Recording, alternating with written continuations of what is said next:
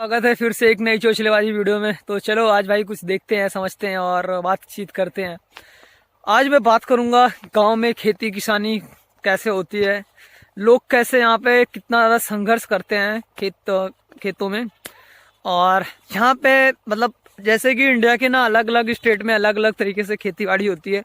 हर जगह का अपना एक अलग कल्चर है, अलग तरीका है खेती करने का। तो हम जहाँ पे खड़े हैं ये उत्तर प्रदेश का जिला अमेठी है, अमेठी डिस्ट्रिक्ट इन उत्तर प्रदेश। तो देखो यहाँ पे खेती करने का कुछ अलग तरीका है। अभी जो टाइम चल रहा है दिसंबर का टाइम है, तो दिसंबर के टाइम में रबी की जो फसलें होती हैं उनका टाइम चलता रहता है। जैसे गेहूँ, चना, मूंग, नहीं सॉरी गेहूँ, चना, जौ को शायद ज्वार बोलते हैं। और इसके बाद तो क्या फसल, आलू वगैरह हो गई। ये सब कुछ चीज़ें हैं जो रबी की फसलें होती हैं, समझ लो भाई रबी जिसका नाम है, आप बुरा मत मानिएगा। तो ये सारी फसलें होती हैं, तो यही टाइम चलता है गेहूं का बोने का। और चना, मटर हो गया, ये सारी चीज़ें जो भी कुछ है, सरसों वगैरह। तिलहन की फसलें नहीं हो सकती, पता नहीं कब होगी, मुझे नहीं पता। तो देखो अभी यहाँ पे गेहूँ की बुआई हो चुकी है। ये देखो मैंने ऑलरेडी आपको 2-3 वीडियो ऐसे दिखा दिया होगा कि जिसमें ऐसे कुछ बुआई वगैरह हो गई होगी। तो क्योंकि यहाँ पे भी आया था, इसमें कुछ मेड़ बने हैं बीच बीच में। अब यहाँ पे जो खेती होती है ना, बहुत सारी जगह पे तो वो ड्रिप इरिगेशन, स्प्रिंकल, दो तरीके से सिंचाई करते हैं। बट यहाँ पे ऐसा कुछ नहीं, ना ड्रिप इरिगेशन ना स्प्रिंकल, इस तरीके की कोई सिंचाई नहीं होती। यहाँ पे सिर्फ एक ही चीज़ होता है कि बस ट्यूबवेल से पाइप में पानी लेके आओ और खेत में रख दो, और वो पूरे एक तरफा मतलब जाता है पानी। और जैसे बीच में कहीं कहीं पर मेड़ी इसलिए बना दी जाती है कि ऊंचा नीचा खेत होता है, तो ताकि पानी का कहीं इकट्ठा ना हो, भराव ना हो, और इससे थोड़ा जल्दी हो जाती है मेड़ी बनाने से।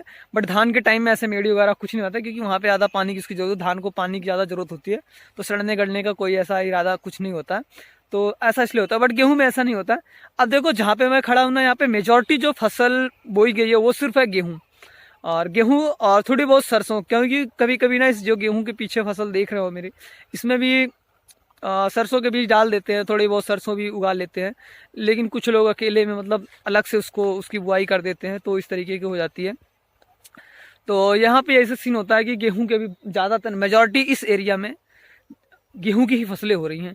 और यहाँ पे देखिए ये बहुत लोगों ने इसके खेत की रक्षा करने के लिए कोई बैरिगेटर या फिर बांस या तार वगैरह कुछ नहीं बांधा है।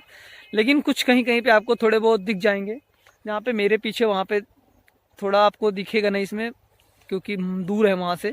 तो वहाँ पे ऐसा सीन है।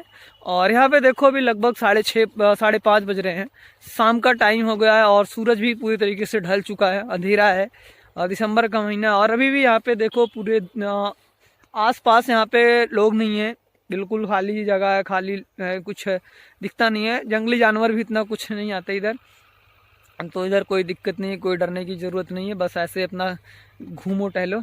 और मेरे पीछे इधर देख रहे होंगे कि पराली जलाई गई है। अब इनका कारोबार लेट है, ये आलसी किसान है, और किसी कारणवश लेट हो गया होगा, पता नहीं क्या कारण था। और पीछे आपको कुछ थोड़ा बहुत दिख जाएगा, ट्रैक्टर भी चल रहा है, ट्रैक्टर चल रहा है, लेकिन आपको दिखेगा नहीं। वो की भी खेत की जुताई चल रही है, तो जिसमें गेहूँ वगैरह बोया गया होगा, तो अपना उसको जोता जा रहा है ताकि गेहूँ की फसलें अच्छी हो सके। तो यहाँ पे कुछ ऐसे हैं। और ये जो पेड़ वगैरह आपको मेरे पीछे इसमें वीडियोस में दिख रहे हैं, ये जो पेड़ है ना, ये सब यहाँ पे घर गांव हैं, लोगों के खेत यहाँ पे नज़दीक नज़दीक हैं। आप लोगों के जैसे कहीं कहीं पर अगर आप मेरी वीडियो देख रहे हो तो बताना आपके घर से आपका खेत कितना दूर है।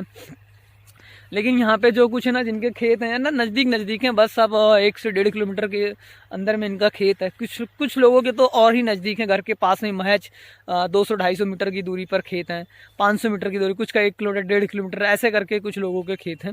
और यहाँ पे सिंचाई के जो संसाधन है वो नहर वगैरह नहीं है, तो यहाँ पे लोगों को टिब्बल, समरसेबल, इन चीज़ों का इस्तेमाल करते हैं सिंचाई के लिए।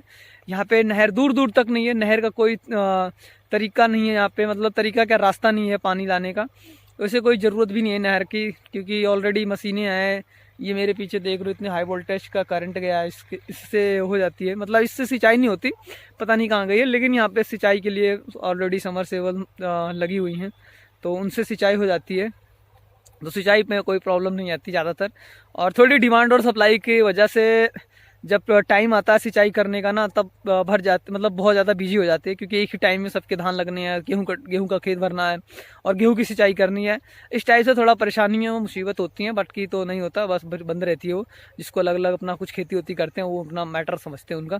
तो बस यार, आज की इस चोचलेबाजी वीडियो में समझ नहीं आता क्या करें क्या बनाए, तो मैं बस सोचा कि चलो खेत में चलते हैं, घूमते टहलते हैं, गाँव देखते हैं, और उसके बाद आज चोचलेबाजी वीडियो इसी में ख़त्म कर देते हैं। तो मिलते हैं फिर कल एक नई जगह पे, नई दुनिया में। दुनिया यही होगी, जगह अलग होगी, फिर कुछ नया चोचलेबाजी करेंगे। Thank you so much, love you all, जय हिंद। खाना खाइए, खूब सोइए।